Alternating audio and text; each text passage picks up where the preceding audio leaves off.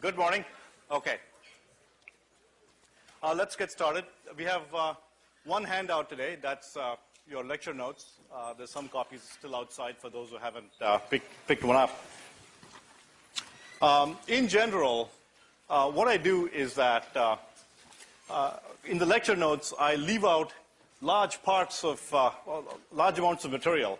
So this will, enable you to keep your hands busy while I'm lecturing and take down some notes and so on. So don't assume that everything that I talk about is on here.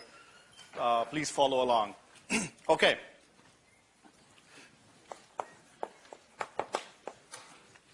So as is my usual practice, let me start with a quick review of what we covered so far.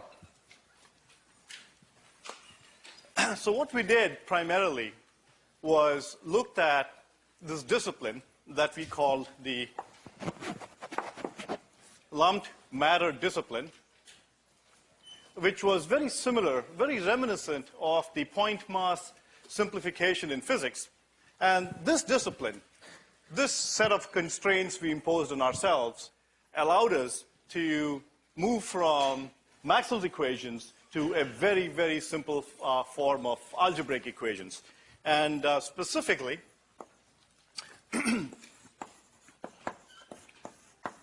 discipline took two forms. One is, we said that we will deal with elements for whom the rate of change of magnetic flux is 0 outside the elements, and for whom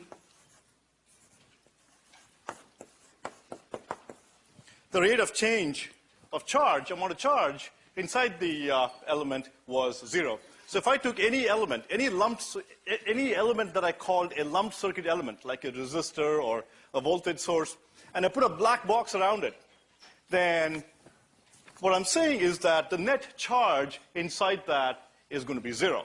Now, this is not true in general. Okay, we will see examples where if you choose some piece of an element, for example, there might be charge buildup, but net inside the, if I put a box around the entire element, I'm going to assume that the rate of change of charge is going to be 0. So what this did was it enabled us to create the lumped circuit abstraction, where I could take elements, some element of this sort. This could be a resistor, a voltage source, or whatever. And I could now ascribe a voltage, some voltage across the element, and also some current I that was going into the element.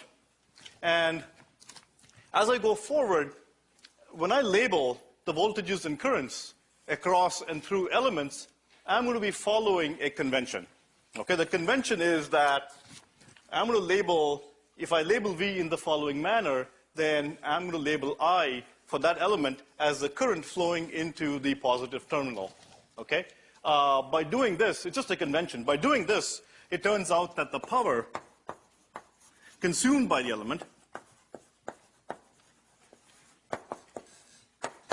is VI is positive. Okay? So by choosing I going in this way into the positive terminal, the power consumed by the element is going to be positive. Okay, so in general, we will simply follow this convention. When I label voltages and currents, I'll be labeling the current into an element entering in through the plus terminal. Remember, of course, if the current is going this way, let's have a 1 amp of current flowing this way, then when I compute the current, I will come out to be negative. Okay. So by making these assumptions of the lumped matter discipline, I said I was able to simplify my life tremendously. And in particular, what it did was it allowed me to take Maxwell's equations, okay, and simplify them into a very simple algebraic form, which has both a voltage law and a current law that I call Kirchhoff's voltage law and Kirchhoff's current law. KVL simply states that if I have some circuit, and if I measure the voltages in any loop in the circuit, So if I look at the voltages in any loop, then the voltages in a loop would sum to 0. Okay? So I measure voltages in a loop, and they will sum to 0. Similarly, for the current, if I take a node of a circuit, if I build a circuit, a node is a point in the circuit where multiple edges connect. If I take a node, then the current coming into that node, the net current coming into a node is going to be 0. Okay, so if I take any node of a circuit and sum up all the currents coming into that node, they will all net sum to 0. So notice that what I've done is, by this discipline, by this constraint I imposed on myself, I was able to make this incredible leap from Maxwell's equations to these really, really simple algebraic equations, KVL and KCL. And I promise you, okay, going forward through the rest of 6002, if this is all you know, okay, you can pretty much solve any circuit using these two very simple relations. Okay, it's actually really, really simple. It's all very simple algebra. Okay?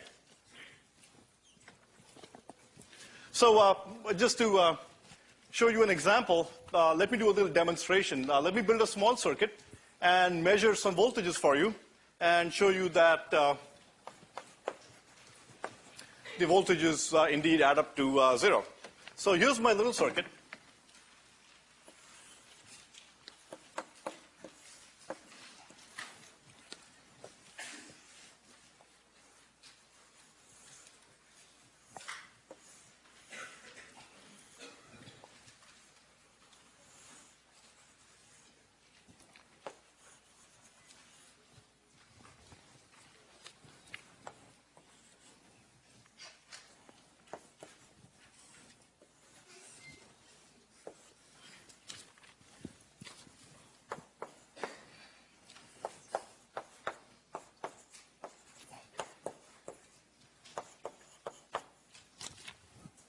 So I'm going to show you a simple circuit that looks like this, and let's go ahead and measure some voltages and currents.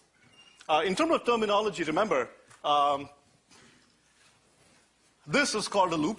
So if I start from the point C, and I travel through the voltage source, come to the node A, down through R1, and all the way down through R2, back to C, that's a loop. Similarly, this point A is a node where the resistor R1, the voltage source V0, and R4 are connected.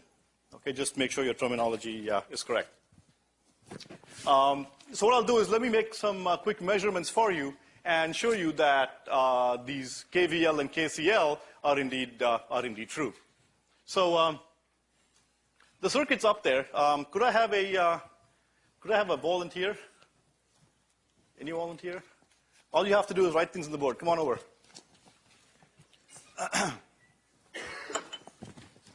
Okay, so let me take some measurements, and why don't you write down what I measure on the board.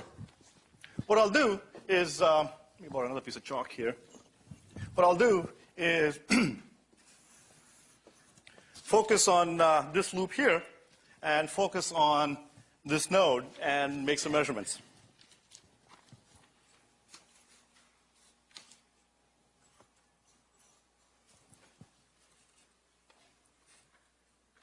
All right, so you see the circuit up there?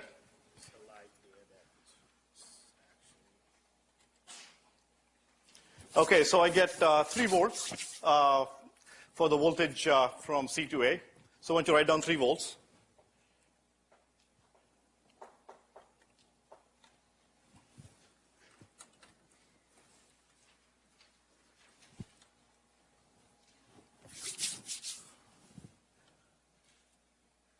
Okay, so the next one is minus 1.6.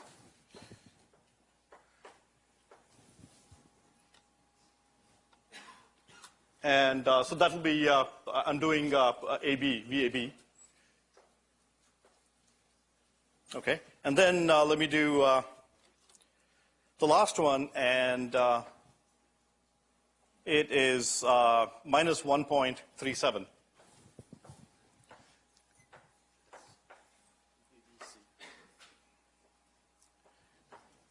Actually, the measurements, I guess, I have made have been this way. So it's what's written is VAC, but it's okay for now. Don't worry about it. So, so within, well, thank you. I appreciate your help here. Okay, so within bounds of experimental error, notice that if I add up these three voltages, they nicely sum up to 0. Okay. Next, let me focus on this node here, and at this node, let me go ahead and measure some currents. What I'll do now is change to an AC voltage so that I can go ahead and measure the current without breaking my circuit. Okay, this time around, you'll get to see the measurements that I'm taking as well.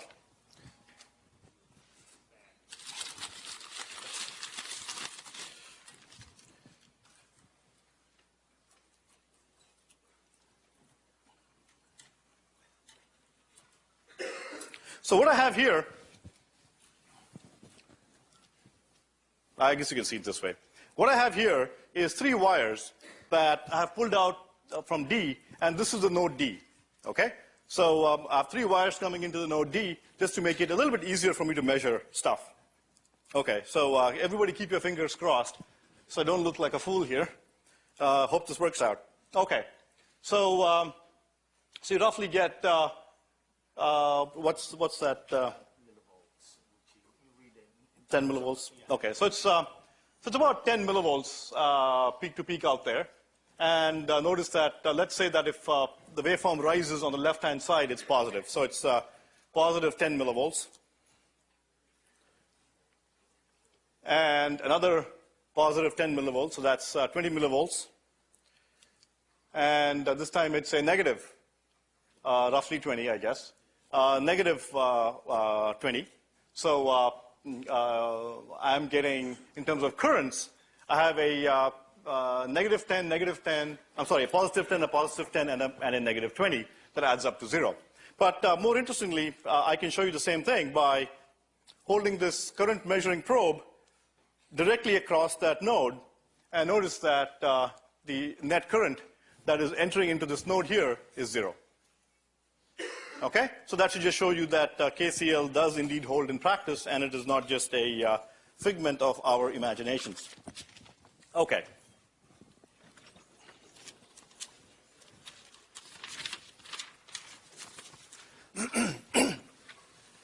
So before I go on, I wanted to point one other thing out. Notice that I've written down 2 assumptions of the lumped matter discipline. Okay? There is a third assumption of the lumped matter discipline, and that assumption is, in spirit at least, shared by the point mass simplification in physics as well. Can someone tell me what that assumption is? A third assumption, which I did not mention, which you can read in your notes in section A.2 in the appendix. What's the third assumption that is shared in spirit with the point mass simplification? Anybody? A third assumption we made here is that in all the signals that we're going to study in this course, we made the assumption that the signal speeds of interest, transition speeds and so on, are much slower than the speed of light. Okay? That my signal transition speeds of interest are much slower than the speed of light. Remember, the laws of motion, the discrete laws of motion break down if your objects begin moving at the speed of light. Okay, the same token here, our lumped circuit abstraction breaks down if we approach the speed of light. And there are follow-on courses that talk about waveguides and other distributed analysis techniques that deal with signals that travel at the speed, close to speeds of light. Okay. So with that, let me go on to talking about method 1 of circuit analysis. This is called the basic KVL KCL method.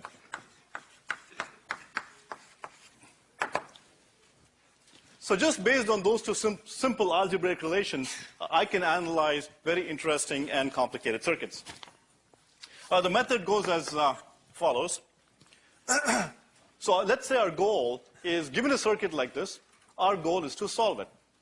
Okay, in this course, we will be doing two kinds of things, analysis and synthesis. Analysis says, given a circuit, okay, what can you tell me about the circuit? Okay, so we'll solve existing circuits for all the voltages and currents, voltages across elements and currents through those elements. Synthesis says, given a function, I may ask you to go and build circuits. Okay, so for analysis here, we can apply this method that I'm about to show you. And the idea here is that, given a circuit like this, let us figure out all the voltages and currents that are a function of the way these elements are connected. So the basic KVL and KCL method has the following steps. The first step is to write down the element VI relationships. Okay, write down the element VI relationships for all the elements. Second step is write KCL for all the nodes. And the third step is to write KVL for all the loops in the circuit. That's it. Just go ahead and write down element rules, KVL and KCL, and then go ahead and solve the circuit. So we'll do an example, of course. But just for your as a refresher, we've looked at a bunch of elements so far, and for a resistor, the element relation says that V is IR, where R is the resistance of the element here. For a voltage source, V is equal to V naught. That's the element relationship. And for a current source, the relation is I is simply the current flowing through the element.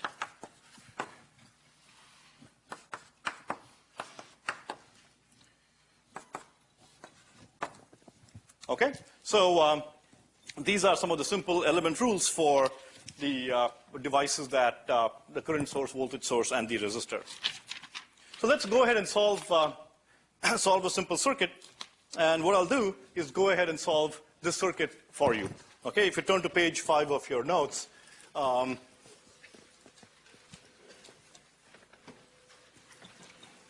going to go ahead and edit this circuit here. You can scribble the values on your notes on page 5. Okay, so as the first step of my KVL KCL method, I need to write down all my element VI relationships. So before I do that, let me go ahead and label all the voltages and currents that are unknowns in the circuit. So let me label the voltages and currents associated with the voltage source, I0. Notice I continue to follow this convention where whenever I label voltages and currents for an element, I will show the current going into the positive terminal of the element variable, okay, of the element variable voltage. So so here I have V naught and I naught. Let me pause here for 5 seconds and show you a point of confusion that happens sometimes. Oftentimes people confuse between what is called the element, the variable associated with the element versus the element value.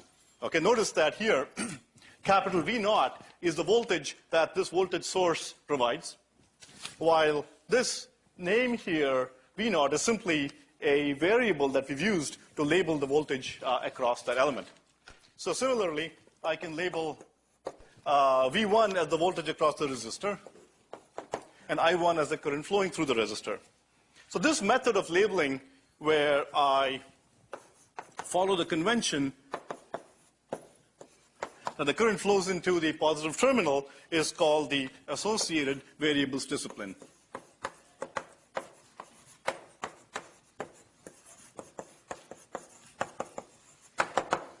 I will try to use the word discipline in situations where you have a choice, okay? And of a variety of possible choices, you pick one as a convention, okay? So here, as a convention, we use the associated variables discipline and use that method to consistently label the unknown voltages and currents in our circuits. Okay, so let me continue the labeling here. V4, I4, I3, V3 here, and V2 and I2, V5 and I5. I think that's it. So I've gone ahead and labeled all my unknowns. So each of these voltages and currents are the voltages and currents associated with each of the elements, and my goal is to solve for these. Okay? So in terms of our solution here, let's follow the method that I outlined for you. So as a first step, I'm simply going to go ahead and write down all the element VI relationships. Okay, so as a first step, I'm going to go ahead and write down all the VI relationships. So can someone yell out for me the VI relationship for the voltage source?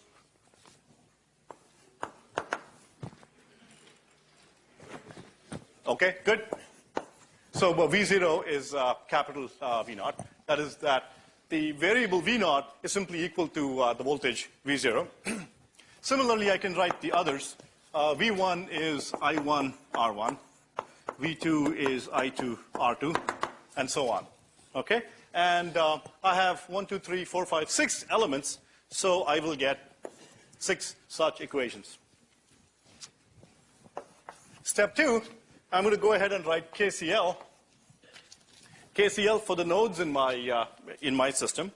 And so let me start with node A.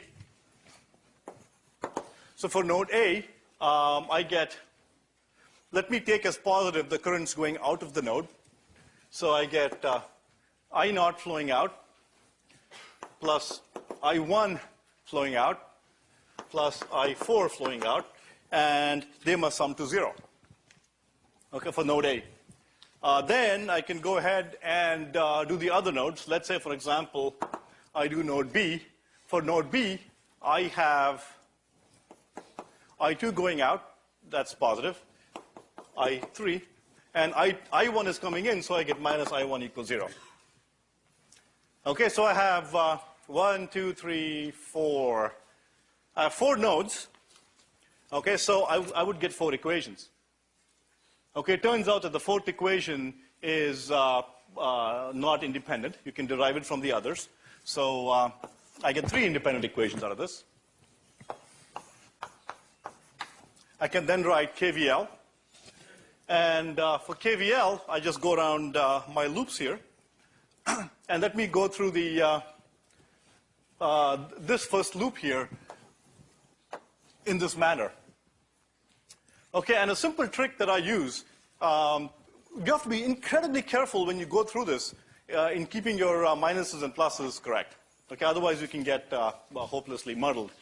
Once you label it, okay, you need to be sure that you get all your minuses and pluses correct. So for KVL, what I like to do is, let's say I start at C.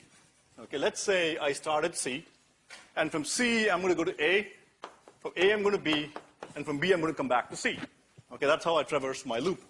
And the trick that I'm going to follow is, as my finger walks through that loop, I'm going to label the voltage as the first sign that I see for that voltage. Okay, so when I start from C and I go up, I start by punching into the element, the voltage source element, and then punch into it, I hit the minus sign for the V0. Okay, so I'm just going to write down minus V0 plus.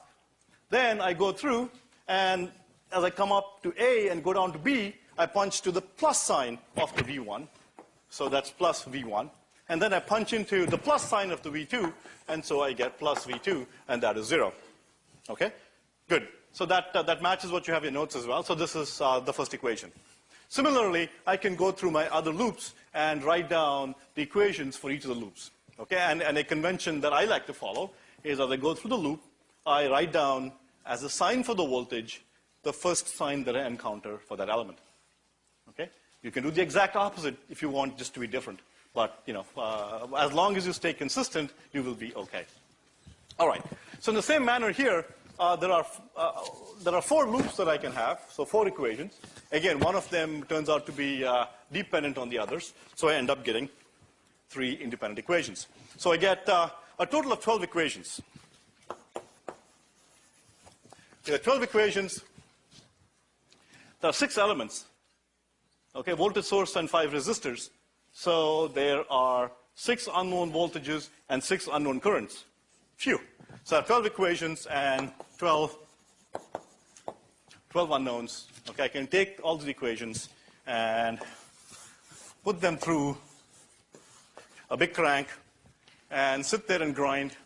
And if I was really cruel, I'd give this as a homework problem and have you grind and grind and grind till you get your 6 voltages and 6 currents.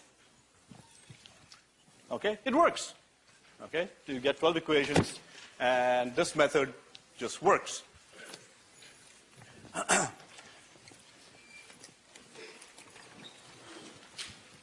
However, notice that this is quite a grubby method. It's quite grungy. You know, I get 12 equations, and it's quite a pain, even for a simple circuit like this.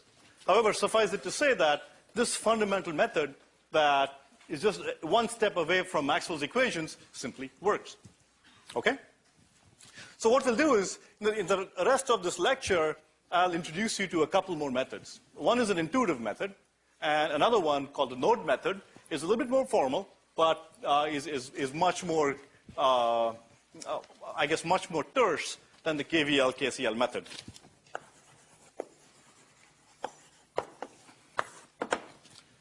Method 2. So the relevant section to read in the course notes is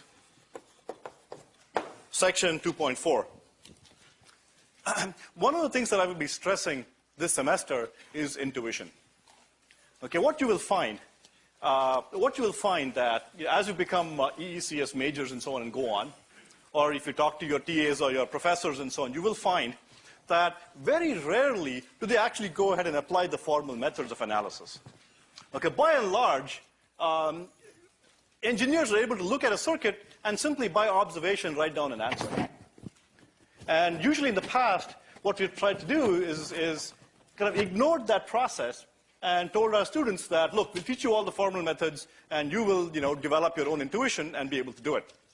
What I'm going to try to do this term is try to stress the intuitive methods and try to show you how the intuitive process goes so you can very quickly solve many of these circuits simply by inspection.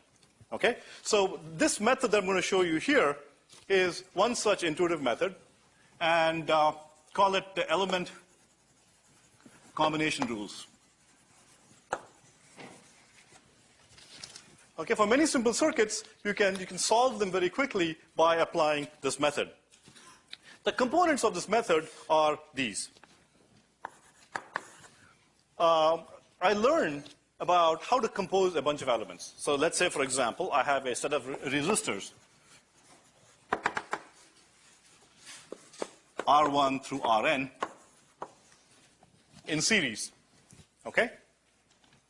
You can use KVL and KCL to show that this is equivalent to a single resistor whose value is given by the sum of the resistances. Okay? So if I have resistances in series, then effectively it's the same as if there was a single resistor whose value is the sum of all the resistances. Okay? You can look at the course notes for a proof of, for a derivation of this fact. Similarly, if I have resistances in parallel, so let me call them conductances. Conductance is the reciprocal of a resistance. If resistances are measured in ohms, conductances are measured in mhos, MHOs. Okay? So let's say the conductances are G1, G2, and G3.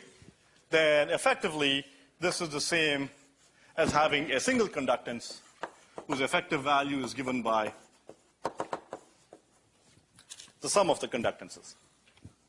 Okay? Conductances in parallel add, and resistances in series add. Similarly, for voltage sources, if I have voltage sources in series, then they are tantamount to the sum of the voltages.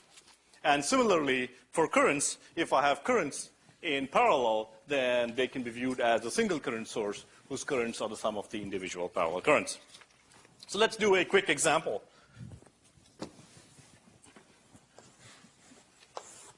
So let's do this example. So let's say I have a circuit that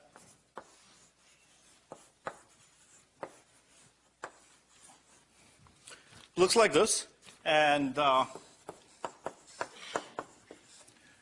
resistances. And let's say all I care about is the current I that flows through this wire. All I care about is that current. Of course, you can go ahead and write KVL and KCL. You will get 4 equations, and there are 4 unknowns, and you can solve it. But I can apply my element combination rules and very quickly figure out what the current I is using the following technique. So what I can do is I can first of all take this circuit, and I can compose these 2 resistances and show that this circuit is equivalent, as far as this current I is concerned, to the following circuit, R1, and I take the sum of the 2 conductances, okay? And that comes out to be R1, R2, R3, R2 plus R3. And then I can further simplify it, and I get a single resistance whose value is given by R1 plus R2, R3, R3. Okay, I'm just simplifying the circuit. Now, from this circuit, I can get the answer that I need. I is simply the voltage V divided by R1 plus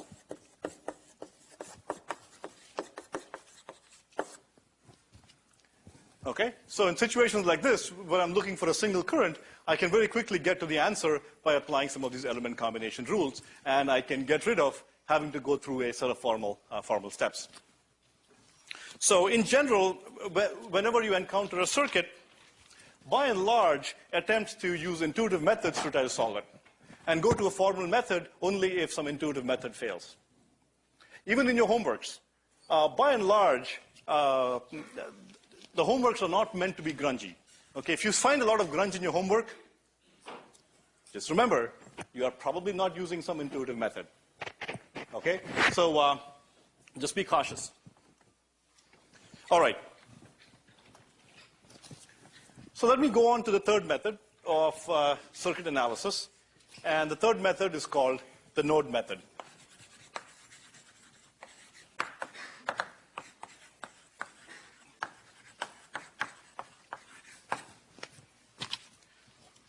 So the node method is simply a specific application of the KVL, KCL method and results in a much, much more compact form of the final equations.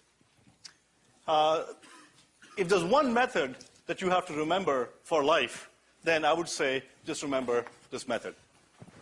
Okay, the node method is the workhorse of the EECS industry. Okay, if there's one method that you want to consistently apply, then this is the one to remember.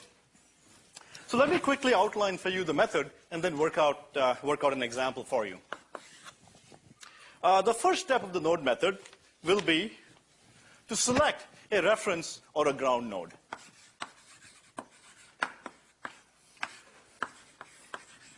This is a symbol for a ground node. The ground node simply says that I'm going to denote voltages at that point to be 0 and measure all my other voltages with reference to that point. So I'm going to select a ground node in my circuit. Second, I'm going to label the remaining voltages with respect to that ground node.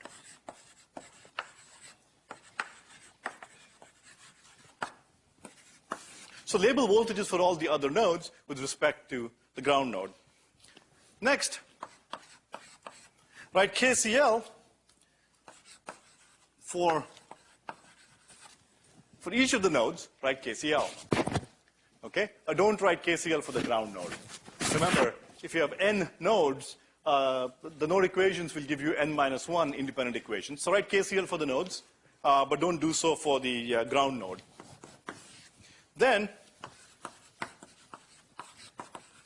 solve for the node voltages. So let's say when we label voltages, I'm going to be labeling them as E something or the other. So solve for the unknown node voltages. And then, once I know all the voltages associated with the nodes, I can then back solve for all the branch voltages and currents. Okay, once I know all the node voltages, I can then go ahead and figure out all the branch voltages and the branch currents. So let's go ahead and apply this method and work out an example.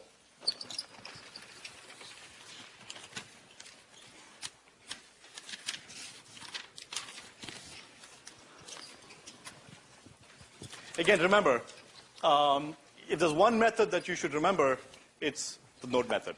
Okay? And when in doubt, consistently apply the node method and it will work.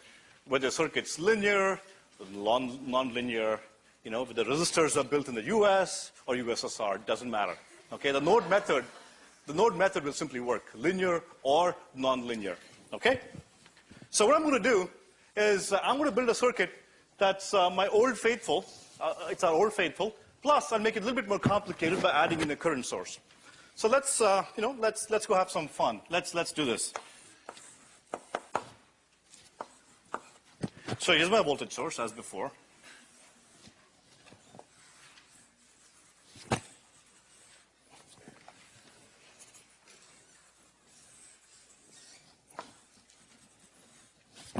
Okay. What I'll do is, for fun,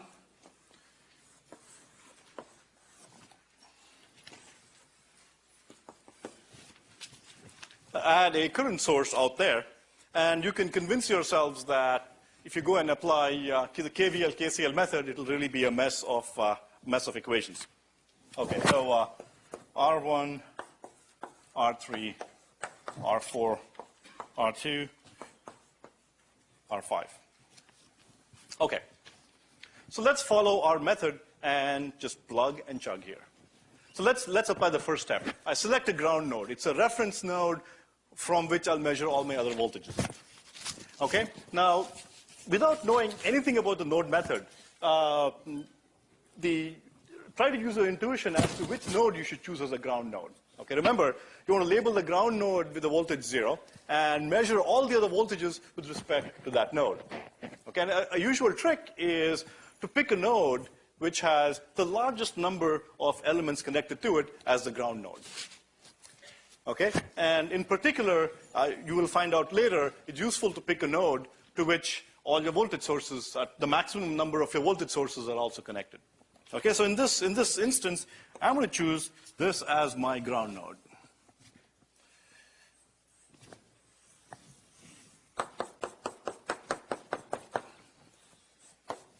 Okay? That's my first step. I chose that as my ground node, and I'm going to label that as having a voltage 0. Second step, I'll label the voltages of the other branches with respect to the ground node. Okay, so what I'll do is I have this node here. So I'm going to label that voltage E1. These are my unknowns. Remember, node method, because my node voltages are my unknowns. So I label this as E1. I label this one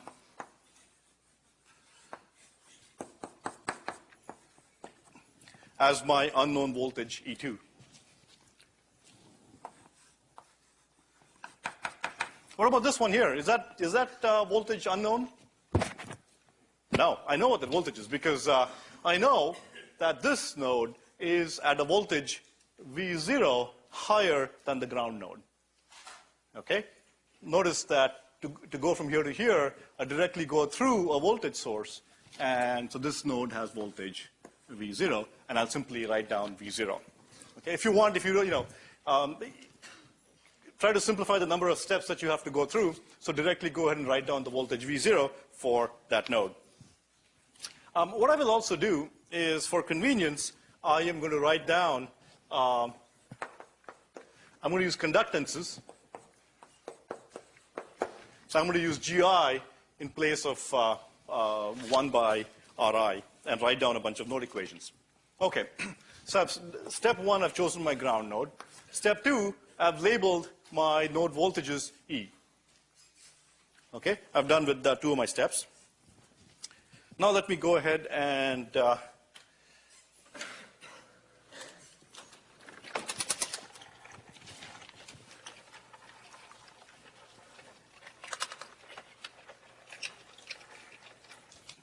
okay, so let me go ahead and apply step 3. And step 3 says, go ahead and apply KCL for each of the nodes at which you have an unknown node voltage. And then that will give you your equations. So let me start by applying KCL at E1.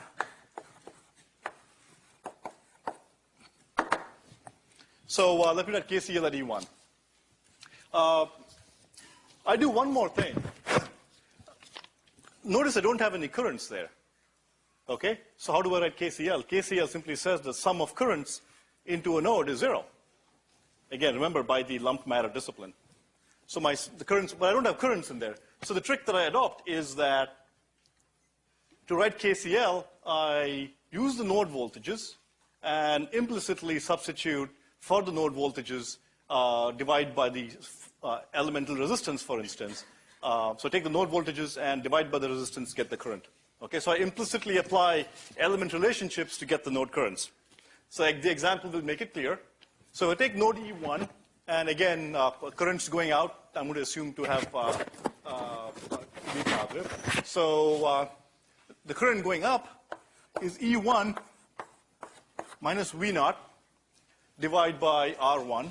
So I'll multiply by G1. That's the current going up, plus the current going down is E1 minus 0.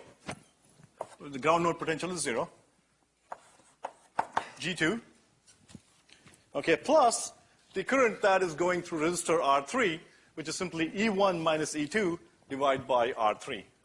So E1 minus E2 divided by R3, or multiplied by G3, is equal to 0. Okay, see how I got this? This is simply KCL, but to get my currents, I simply take the differences of voltages across elements and divide by the elemental resistance, and I get the currents. Okay, so I can similarly write KCL at E2.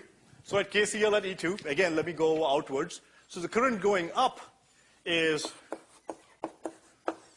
E2 minus V0 multiplied by G4. The current going left is E2 minus E1 divided by R3, or multiplied by G3. The current going down is E2 minus 0 multiplied by G5.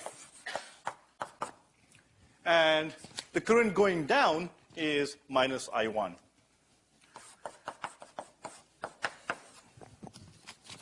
Okay, you've got to be careful with your polarities here. So all the currents going out sum to 0. And so here are the currents that are going out at this point. So what I do next is I can move the constant terms to the left-hand side and collect my unknowns. So let me write them out here. So let's say I get E1 here, okay? And so from this equation, I have a V0 G1, which comes out here. So minus V0 G1 comes over to the other side. And let me collect all the values that multiply E1. So I get G1 is one example. I have G2, and I have G3. And then for E2, I have minus G3. Okay? So I've simply expressed this as the element voltages multiplied by some terms in parentheses, and I put my external sources on the right-hand side. Similarly, I go ahead and do the same thing here. In this instance, let me move my sources to the right. So I get I1 coming out there, and I get V0 G4 coming out there. By the way, I just want to mention to you that if you're looking to fall asleep, this is a good time to do so, because as soon as I write down these two equations, okay, from now on it's a nap time. There's nothing new that you're going to learn from here on. Okay, it's just Anant Agarwal having fun at the blackboard, pushing symbols around. So once you write down these two node equations, the rest of it is just grubby math. So let me just have some fun. So let me go ahead and do that. So I move my voltages and currents to the other side, and let me collect all the coefficients for E1 here. So E1 is minus G3, and that's it, I guess. Okay. And then I do the same for E2. So I get G4, and I get G3, and I get G5. Okay? So notice here that I have two equations, and two unknowns. Okay, the two equations are, on the right-hand side, I have some voltages and currents, which are my drive voltages and drive currents.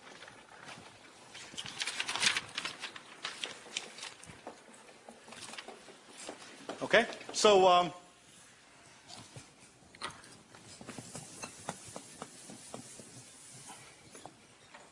actually, this is getting quite boring, so I'm going to pause here and talk about something else. So you can take this and you can put this in matrix form.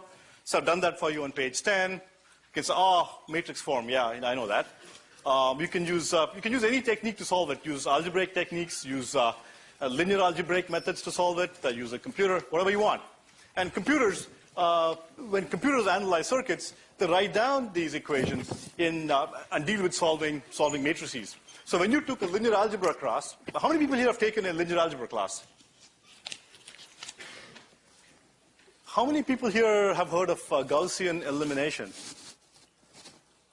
And how could more people have heard of Gaussian elimination than took a linear algebra class? But anyway, so now you know. So now you know why you learned about why you took those linear algebra classes. And so if I just collected these into matrix form.